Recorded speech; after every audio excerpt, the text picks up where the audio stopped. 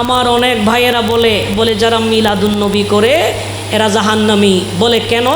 বলে আবুল আহাব মিলাদুন নবী করেছে। বলে এবার বলো তো দেখি আবুল আহাব জান্নাতি না জাহান্নামী? এই রকম বলে যে মানুষ আমাদের সমাজে আসে না নাই? আরো যেমন আসে না নাই? এই জন্য তারা বলে আবুল আহাব বলে তিনি তো নবীর মহব্বতে মিলাদুন নবী করেছে, তো নবীর আগমনে খুশি হয়েছে। এবার বলো তো দেখি আবুল আহাব জান্নাতি না জাহান্নামী? সবাই এক বাক্যে বলে আবুল আহাব তো জাহান্নামী। এবার আপনাদের কাছে আমার প্রশ্ন, আপনি বলেন আবুল আহাব কি ইমানদার ছিল নাকি বেঈমান ছিল? তিনি কি মুমিন ছিলেন না কাফের ছিলেন? একজন কট্টর কাফের হয়ে যদি নবীর আগমনে খুশি হয়ে একদিন যদি নাজাত পেতে পারে, তাহলে আমরা নবীর উপর ঈমান এনে আমরা যদি 365 দিন নবীর মিলাদ করি, আগমনে খুশি হই, 365 দিন কবরের মধ্যে আমরা শান্তিতে থাকবো। কথা বলেন ঠিক কেনা? আমার নবী পৃথিবীর জমিনে আগমন করেছেন। বার হলো সেই দিন সোমবার, সুবে সাদেকের পরে সকালবেলা একজন মহিলা তিনি একটা দৌড় মেরে নবীজির চাচা আবুল আহাবের কাছে চলে গেলেন। জোরে বলেন সুবহানাল্লাহ। কার কাছে গেলেন? ইনি হচ্ছেন আবুল আহাবের দাসী। এটা কোথায় আসে? সহিহ বুখারী শরীফ 5101 নম্বর। সহিহ বুখারী শরীফের কত নম্বর হাদিস? 5101 নম্বর হাদিস। আছে না নাই? আরো যেমন আছে না নাই? ঘরে গিয়ে সার্চ দিয়ে দেখবেন সহিহ বুখারী শরীফের হাদিস 5101 নম্বর হাদিসে মুবারাকা। সেই দিন রবিউল আউয়াল সুবে সাদেক সকালবেলা নবীজি আগমনের সাথে সাথে একজন মহিলা যিনি আবুল আহাবের দাসী ছিলেন, যার নাম হলো সুয়াইবা। জোরে বলেন সুবহান। সুয়াইবা একটা দৌড় মেরে আবুল আহাবের কাছে গেলেন, নবীজির চাচার কাছে গেলেন। সেখানে যাবার পরে বলছেন, এ আবুল আহাব, আমার মুনিব আপনার ভাই আব্দুল্লাহর ঘরে মা আমেনার গর্ভ থেকে আপনার একজন ভাতিজা আগমন করেছেন। জোরে বলেন সুবহানাল্লাহ। ওই আবুল আহাব সুয়াইবার এই কথা শোনার সাথে সাথে আবুল আহাব ডাক দিয়ে বলেন, হে সুয়াইবা, আজকে সকালবেলা এত সুন্দর একটা সুসংবাদ দিয়েছ। ওগো সুয়াইবা, আজকে তুমি এত সুন্দর সুসংবাদ দেওয়ার কারণে আমি আজকে থেকে আমার এই গোলামি থেকে তোমাকে আজাদ করে দিলাম। জোরে বলেন সুবহানাল্লাহ। আর একটু জোরে বলেন না সুবহানাল্লাহ।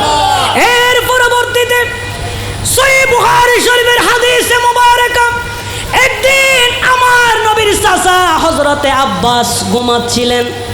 সহিহ বুখারীর বর্ণনা, হযরতে আব্বাস স্বপ্নের মধ্যে জিজ্ঞেস করলেন, আবুল আহাব যখন মারা গেলেন, ভাই আপনি পৃথিবীর জমিন থেকে চলে এসেছেন কবরে, আপনি মারা গেলেন, আপনার কাছে জানতে চাই ভাই আপনি যে কবরের মধ্যে কোন অবস্থায় আছেন? জোরে বলেন সুবহানাল্লাহ। তবে বুখারী শরীফের মধ্যে লেখা আছে নিকটতম আত্মীয়। নিকটতম আত্মীয়। এখানে মুহাদ্দিসিনে কেরাম, মুফাসসিরিনে কেরাম, সমস্ত উলামায়ে কেরাম, হাদিস বিশারদগণ বলছে নিকটতম আত্মীয় মানে হযরতে আব্বাস রাদিয়াল্লাহু তাআলা আন। জোরে বলি সুবহানাল্লাহ। আব্বাস স্বপ্নে জিজ্ঞেস করে, ভাই কেমন আছো? তখন আবুল আহাব বলে, তেমন আমি ভালো নাই।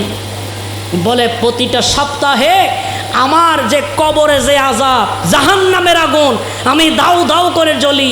বলে যখন সপ্তাহে একদিন সোমবার যখন আসে, বলে এই সোমবারের দিন আমার কবরের আযাব হালকা হয়ে যায়। জোরে বলি সুবহানাল্লাহ। এটা সহিহ বুখারীর বর্ণনা 5101 নম্বর হাদিসে মুবারাকা।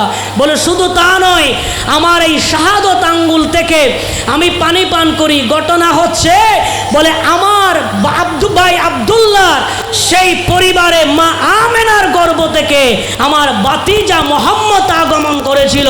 তার খুশিতে আমি শাহাদত আঙ্গুল দ্বারা আমি আমার দাসীকে আজাদ করে দিয়েছি।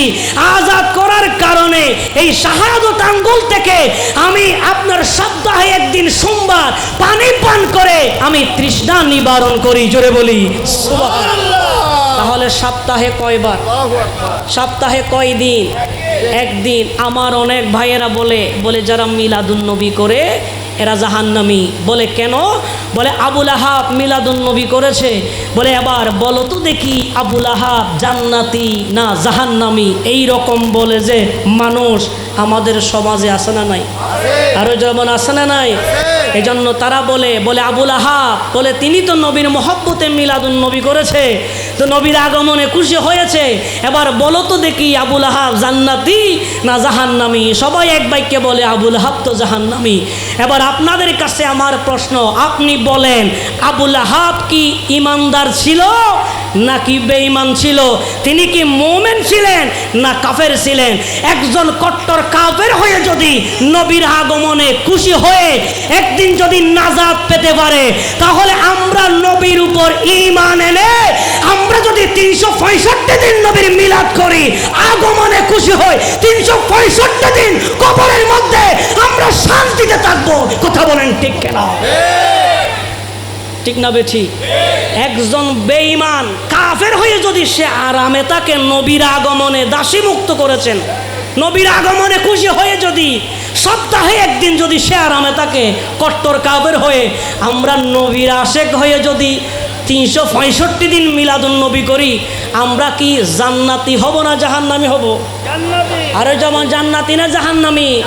এজন্য ঈমানদারের একটাই ঈদ, সেটা হচ্ছে ঈদে মিলাদুন্নবী। কথা বলেন ঠিক কিনা?